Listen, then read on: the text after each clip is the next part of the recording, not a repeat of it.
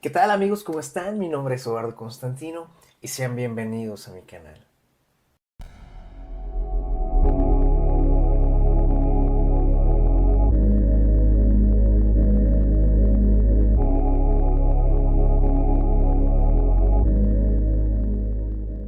Bien amigos, como podrán ver, estamos al inicio de una nueva serie, iniciando año, iniciando serie, con el nombre de Jesús con D mayúscula. Y te preguntarás, ¿por qué Jesús con D mayúscula si Jesús no lleva D? Pero pues vamos a ir desglosando todo esto. Primero que nada, quiero que veamos quién es Jesús. Muchos quizás aún se siguen preguntando quién es Jesús o quién fue Jesús. Desde un contexto histórico o probablemente desde un contexto religioso. Pues vamos a ver quién es Jesús. Muchos grupos y corrientes sostienen de que Jesús no es un ser divino. Más bien lo toman como si Jesús realmente fue un maestro o un personaje con un conocimiento muy amplio en su época. Algunas de estas corrientes son las siguientes. Los unitarios.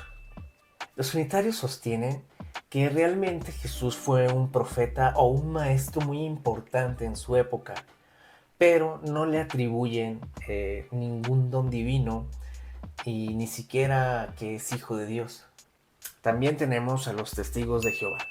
Los testigos de Jehová sí creen que Jesús es hijo de Dios, sin embargo, no creen que tenga la misma autoridad trinitaria que tiene el Padre y el Espíritu Santo. Más bien lo asemejan a una especie de creación de Dios como un tipo ángel o arcángel. También tenemos algunas corrientes del cristianismo liberal que nos dicen que Jesús realmente fue una especie de maestro que tenía altos niveles de conciencia y de argumentos éticos y morales muy avanzados para su época. Sin embargo, para nada consideran de que Jesús sea el Dios todopoderoso que nosotros creemos. Y por último tenemos algunas corrientes judías. Ellos para nada consideran que Jesús sea hijo de Dios, inclusive ese fue el motivo por el cual decidieron crucificarlo, pero más bien consideran que era una especie de maestro, pero nada irrelevante.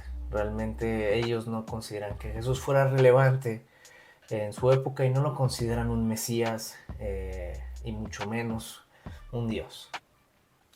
Pero, ¿qué es lo que dice la Biblia al respecto? En Juan 10:30 nos dice, mi Padre y yo somos uno solo. Vemos que Jesús en este versículo, en este pasaje bíblico, asegura que Dios Padre y Él son uno solo. No quiere decir que sean la misma persona, porque Jesús está haciendo referencia a que tiene un Padre. Esto quiere decir que Dios Padre, Dios Hijo y Dios Espíritu Santo son tres personas distintas que conforman la Trinidad del Dios que nosotros conocemos. Juan 8:58 nos dice, Jesús les dijo, les aseguro que mucho antes de que naciera Abraham, ya existía yo. ¡Qué increíble palabra! Jesús está asegurando de que antes de que existiera Abraham, el patriarca, Jesús ya existía. ¿Qué quiere decir esto? Que Jesús está antes de la creación. Esto debilita muchas de las teorías que tienen algunos escépticos, asegurándonos que Jesús existió antes que el tiempo, existió antes que la creación, antes que la materia. ¿Y qué es lo que nos dice Juan 14:9? El que me ha visto a mí, también ha visto al Padre. Una vez más los evangelios nos muestran que todos aquellos que estuvieron en la época en la cual Jesús caminó entre los hombres, cada vez que lo veían a Dios Padre, al mismo Dios. Esto quiere decir que Él mismo se autoproclamaba Dios. Él no tenía ninguna duda de que Él es nuestro Salvador. ¿De qué otras maneras Jesús podría explicarnos a través del Evangelio que tenía esa autoridad y ese poder? Otra de las maneras en que Jesucristo nos mostraba su divinidad a través de las Escrituras fue a través de la aceptación de la adoración hacia Él. Mateo 14:33 nos dice: todos los que estaban en la barca se arrodillaron ante Jesús y le dijeron: es verdad, tú eres el Hijo de Dios. Una vez más vemos cómo los seguidores de Jesús, cómo estos discípulos que lo acompañaban, aseguraban al estar dentro de esa presencia que Jesús era el Hijo de Dios. De igual manera podemos ver en Juan 9:38. Entonces el joven se arrodilló ante Jesús y le dijo: Señor Jesús, creo en ti. En este caso vemos como un joven que no era un seguidor de Jesús como tal, como los discípulos, aceptó y vio que realmente Jesús era el Señor. De igual manera, las Escrituras nos muestran cómo Jesús tenía la autoridad para perdonar los pecados, una de las cualidades que solamente podría tener nuestro Creador. En el libro de Marco podemos ver en el capítulo 2, versículo 5, lo siguiente: al ver Jesús la fe de ellos, dijo al paralítico: Hijo, tus pecados te son perdonados. En esta escena podemos ver cómo un grupo de personas toman a un amigo de ellos paralítico y lo llevan delante de Jesús. Jesús, al ver la incredulidad de algunos fariseos que estaban rondando la escena, se atrevió a decir que le perdonaba sus pecados, y no solo eso, que los sanaba. ¿Cuál fue el disgusto de los judíos religiosos? Este disgusto fue que, para empezar, no aceptaban que un hombre se atreviera a perdonar los pecados, y mucho menos que alguien obrara tales milagros como sanar por completo a un paralítico.